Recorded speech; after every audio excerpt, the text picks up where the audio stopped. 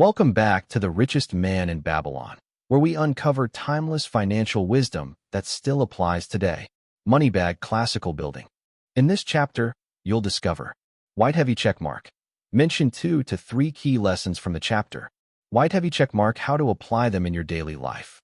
White heavy checkmark, the secret to long-term financial success. If you're ready to master the art of wealth building, let's dive in. Rocket. An historical sketch of Babylon. In the pages of history, there lives no city more glamorous than Babylon. Its very name conjures visions of wealth and splendor. Its treasures of gold and jewels were fabulous. One naturally pictures such a wealthy city as located in a suitable setting of tropical luxury, surrounded by rich natural resources of forests and mines. Such was not the case. It was located beside the Euphrates River in a flat, arid valley. It had no forests, no mines, not even stone for building. It was not even located upon a natural trade route. The rainfall was insufficient to raise crops.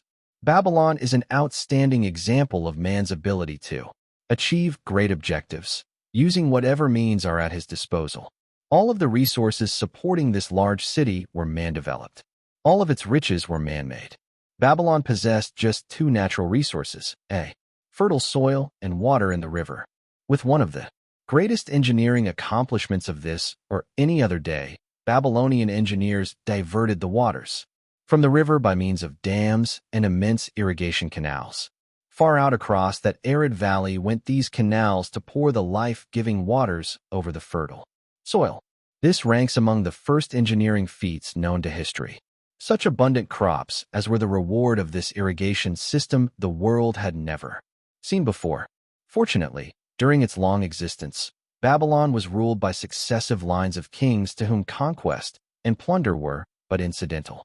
While it engaged in many wars, most of these were local or defensive against ambitious conquerors from other countries, who coveted the fabulous treasures of Babylon. The outstanding rulers of Babylon live in history because of their wisdom, enterprise, and justice. Babylon produced no strutting monarchs who sought to conquer the known world that all nations might pay homage to their egotism. As a city, Babylon exists no more.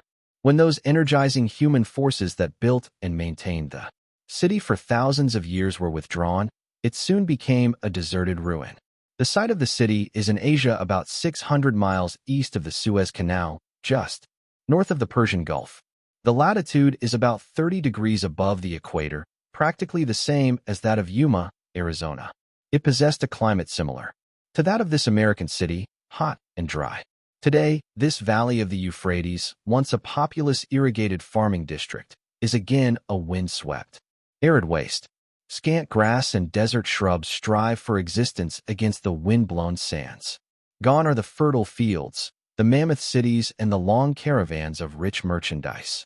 Nomadic bands of Arabs, securing a scant living by tending small herds, are the only inhabitants. Such it has been since about the beginning of the Christian era. Dotting this valley are earthen hills. For centuries, they were considered by travelers to be nothing else. The attention of archaeologists were finally attracted to them because of broken pieces of pottery and brick washed down by the occasional rainstorms. Expeditions, financed by European and American museums, were sent here to excavate and see what could be found. Picks and shovels soon proved these hills to be ancient cities.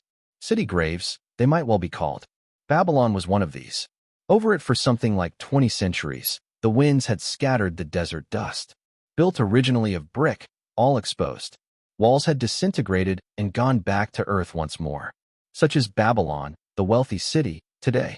A heap of dirt, so long abandoned that no living person even knew its name until it was discovered by carefully removing the refuse of centuries from the streets and the fallen wreckage of its noble temples and palaces. Many scientists consider the civilization of Babylon and other cities in this valley to be the oldest of which there is a definite record. Positive dates have been proved reaching back 8,000 years. An interesting fact in this connection is the means used to determine these dates. Uncovered in the ruins of Babylon were descriptions of an eclipse of the sun. Modern astronomers readily computed the time when such an eclipse, visible in Babylon, occurred and thus established a known relationship between their calendar and our own. In this way, we have proved that 8,000 years ago, the Sumerites, who inhabited Babylonia, were living in walled cities. One can only conjecture for how many centuries previous such cities had existed. Their inhabitants were not mere barbarians living within protecting walls. They were an educated and enlightened people. So far as written history goes, they were the first engineers, the first astronomers, the first mathematicians, the first financiers, and the first people to have a written language. Mention has already been made of the irrigation systems, which transformed the arid valley into an agricultural paradise. The remains of these canals can still be traced, although they are mostly filled with accumulated sand. Some of them were of such size that, when empty of water, a dozen horses could be ridden abreast along their bottoms. In size, they compare favorably with the largest canals in Colorado and Utah. In addition to irrigating the valley lands, Babylonian engineers completed another project of similar magnitude. By means of an elaborate drainage system, they reclaimed an immense area of swampland at the mouths of the Euphrates and Tigris rivers and put this also under cultivation. Herodotus, the Greek traveler and historian, visited Babylon while it was in its prime and has given us the only known description by an outsider. His writings give a graphic description of the city and some of the unusual customs of its people. He mentions the remarkable fertility of the soil and the bountiful harvest of wheat and barley which they produced. The glory of Babylon has faded, but its wisdom has been preserved for us. For this we are indebted to their form of records. In that distant day, the use of paper had not been invented.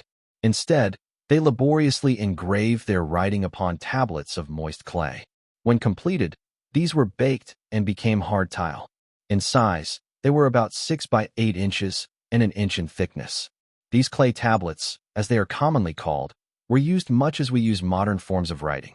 Upon them were engraved legends, poetry, history, transcriptions of royal decrees, the laws of the land, titles to property, promissory notes, and even letters which were dispatched by messengers to distant cities. From these clay tablets we are permitted an insight into the intimate, personal affairs of the people. For example, one tablet, evidently from the records of a country storekeeper, relates that upon the given date a certain named customer brought in a cow and exchanged it for 7 sacks of wheat, 3 being delivered at the time and the other 4 to await the customer's pleasure. Safely buried in the wrecked cities, archaeologists have recovered entire libraries of these tablets, hundreds of thousands of them. One of the outstanding wonders of Babylon was the immense walls surrounding the city. The ancients ranked them with the Great Pyramid of Egypt as belonging to the 7 wonders of the world. Queen Semiramis is credited with having erected the first walls during the early history of the city. Modern excavators have been unable to find any trace of the original walls, nor is their exact height known. From mention made by early writers, it is estimated they were about 50 to 60 feet high, faced on the outer side with burnt brick and further protected by a deep moat of water. The later and more famous walls were started about 600 years before the time of Christ by King Nabopolassar. Upon such a gigantic scale did he plan the rebuilding. He did not live to see the work finished. This was left to his son, Nebuchadnezzar, whose name is familiar in biblical history. The height and length of these later walls staggers belief. They are reported upon reliable authority to have been about 160 feet high, the equivalent of the height of a modern 15-story office building. The total length is estimated as between 9 and 11 miles. So wide was the top that a 6-horse chariot could be driven around them. Of this tremendous structure, little now remains except portions of the foundations and the moat. In addition to the ravages of the elements, the Arabs completed the destruction by quarrying the brick for building purposes elsewhere. Against the walls of Babylon marched, in turn, the victorious armies of almost every conqueror of that age of wars of conquest. A host of kings laid siege to Babylon, but always in vain. Invading armies of that day were not to be considered lightly. Historians speak of such units as 10,000 horsemen, 25,000 chariots, 1,200 regiments of foot soldiers with 1,000 men to the regiment. Often 2 or 3 years of preparation.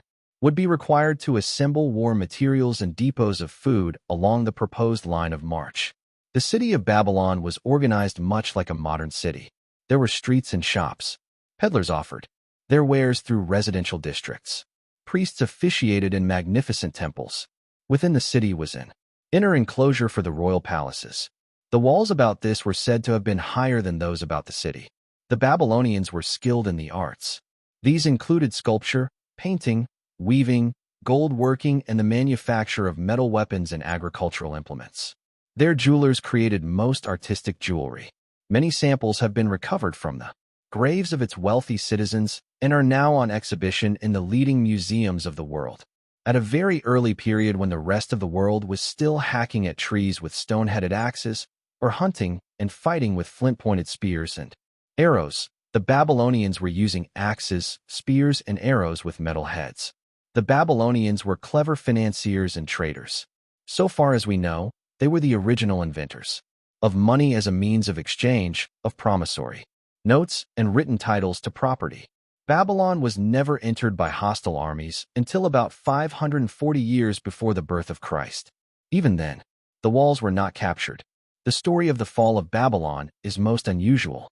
Cyrus, one of the great conquerors of that period, intended to attack the city and hoped to take its impregnable walls. Advisors of Nabonidus, the king of Babylon, persuaded him to go forth to meet Cyrus and give him battle without waiting for the city to be besieged. In the succeeding defeat to the Babylonian army, it fled away from the city. Cyrus, thereupon, entered the open gates and took possession without resistance. Thereafter, the power and prestige of the city gradually waned until, in the course of a few hundred years, it was eventually abandoned, deserted, left for the winds and storms to level once again to that desert earth from which its grandeur had originally been built. Babylon had fallen, never to rise again, but to its civilization owes much. The eons of time have crumbled to dust the proud walls of its temples, but the wisdom of Babylon endures. And that wraps up this chapter of The Richest Man in Babylon. But remember, the real power comes from applying these lessons in your daily life. Lightbulb key takeaways. Small blue diamond. Summarize 2 to 3 biggest lessons. Small blue diamond, how you can start using them today. Speech balloon, which lesson stood out to you the most? Drop your thoughts in the comments. Pushpin, if you found value, don't forget to white heavy checkmark, like, and subscribe for more financial wisdom. White heavy checkmark, turn on notifications so you don't miss the next chapter. White heavy checkmark, share with friends who need to hear this. Rocket, let's continue our journey toward financial freedom. See you in the next chapter.